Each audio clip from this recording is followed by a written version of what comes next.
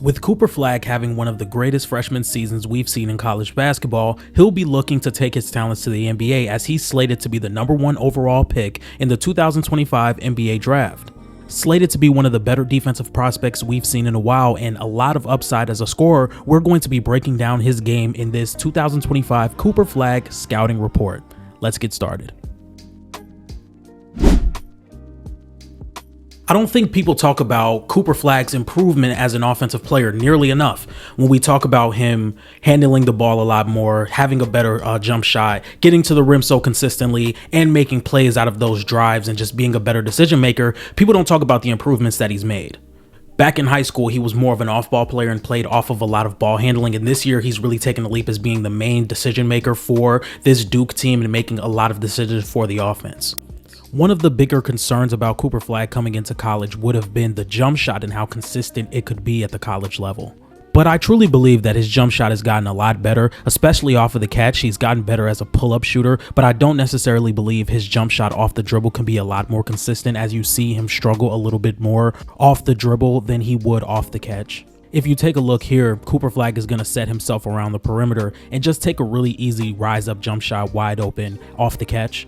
And you can tell from this clip right here, he just looks a lot more comfortable shooting catch and shoot opportunities instead of taking one dribble pull-ups or shots off the dribble.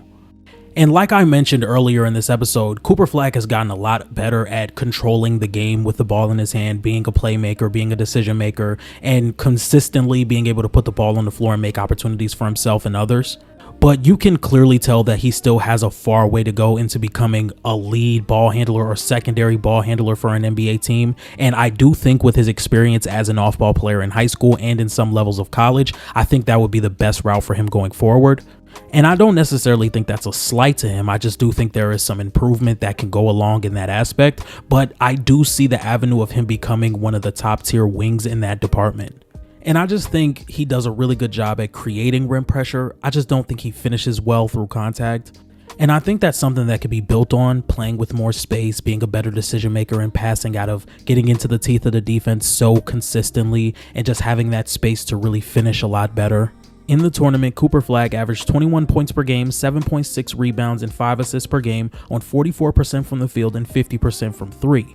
He really showed a degree of tough shot making, rim pressure, playmaking, and defense that makes him prove why he would be the top pick in this year's draft. Now, I do believe I have been a little overcritical of Cooper Flagg's game to start this video, but we can see in some of these games that when all of it clicks, he is a really hard player to stop on both ends. Even though there is some finishing issues that he needs to touch on just a little bit, when he's finishing around the rim and constantly creating rim pressure, good things constantly come out of it, whether it's kicking it out to open shooters, getting to the free throw line, or just getting easy layups around the rim. And we can also talk about how good of an off-ball player he is, whether that's cutting to the basket, playing in the pick and roll game, or being a pick and pop candidate as well, because we saw in the tournament he shot about 50% from three, and a lot of those are off catch and shoot opportunities or just off the dribble opportunities.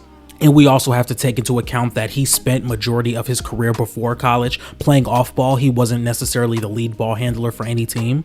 So to be thrown into a different level of basketball and to take on that lead ball handler responsibility and to majority thrive off of that, I think that's a really big sign of where he could be a few years down the line, just showing his work ethic and improvement. Cooper Flagg, when he converts at the rim, is really hard to stop. Here you're just going to see the speed and the strength really dominate the defense as he finishes around the rim. I also think it would be best for him to play in the open floor as much as possible, because when you're that tall, strong, and fast, you're going to be able to get looks at the rim and to finish through contact. I even think actions like this would make it so much easier for Flagg to score in half-court opportunities. As you can see, he's going to build a head of steam coming across the screen and receiving a pass from Kamon Malawach. And I think Flagg's motion off of this play creates an advantage for the offense because Miami has to switch and you have a rolling Malawach or a Cooper Flagg that can turn the corner and get to the rim effectively.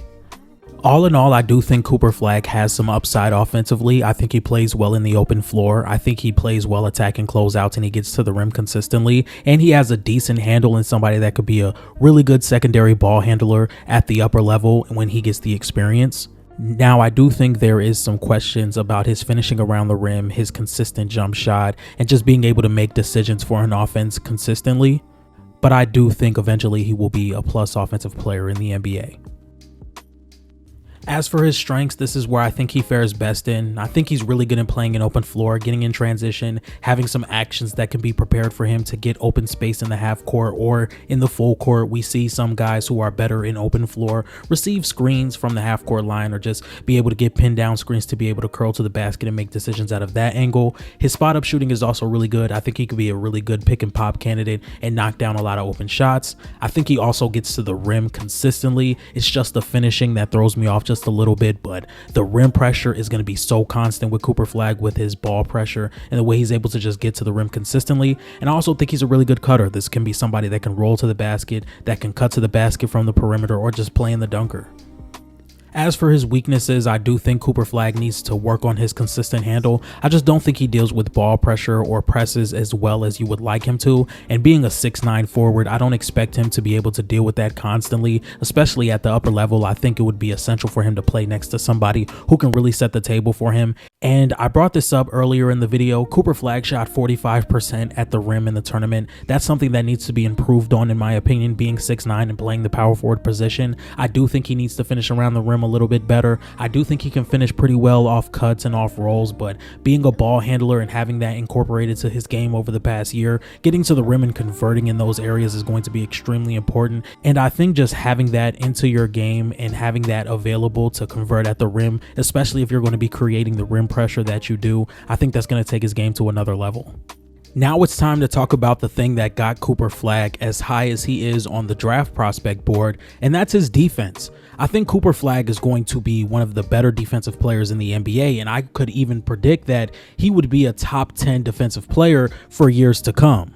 And as of right now, I don't think Cooper Flagg will be used as a point of attack defender. I think he's best as a roamer, whether it's playing passing lanes or being a help side rim protector with his athleticism and length that he can use consistently on the defensive end.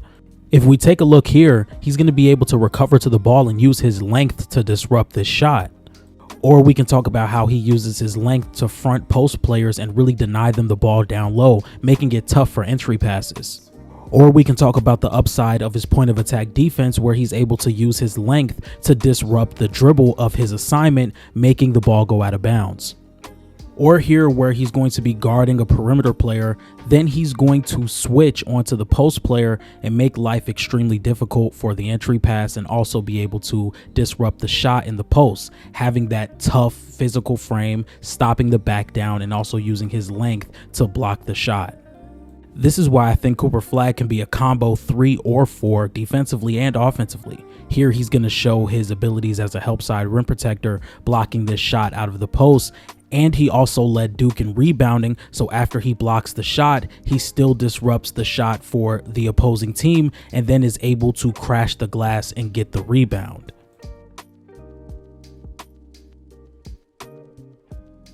You have so many options to use Cooper Flagg in these situations, whether it's playing passing lanes, being a help side rim protector, rebounder, or a point of attack defender.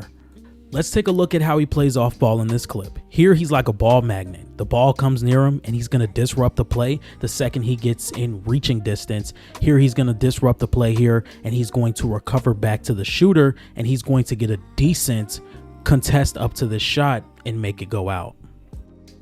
All in all, I think Cooper Flagg is going to end up being a very good player at the NBA level. Scouted to be the #1 pick in the 2025 NBA draft, the scoring upside and the offensive upside is enough on top of the defensive upside for him to be the clear #1 overall scouting prospect in this NBA draft.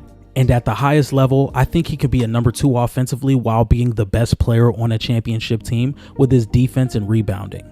So ladies and gentlemen, if you guys like this type of content, please be sure to like, comment, and subscribe. Let me know which prospect you guys would like me to do a scouting report on next. I think Cooper Flagg is going to be a star at the NBA level, and everything that he does at the collegiate level shows to translate. The defense and the rebounding, the ball handling, and the shooting has a ways to go, but I do think he can get better in those aspects. And if you guys like this type of content, again, be sure to like, comment, and subscribe, and I'll see you guys next time. Peace.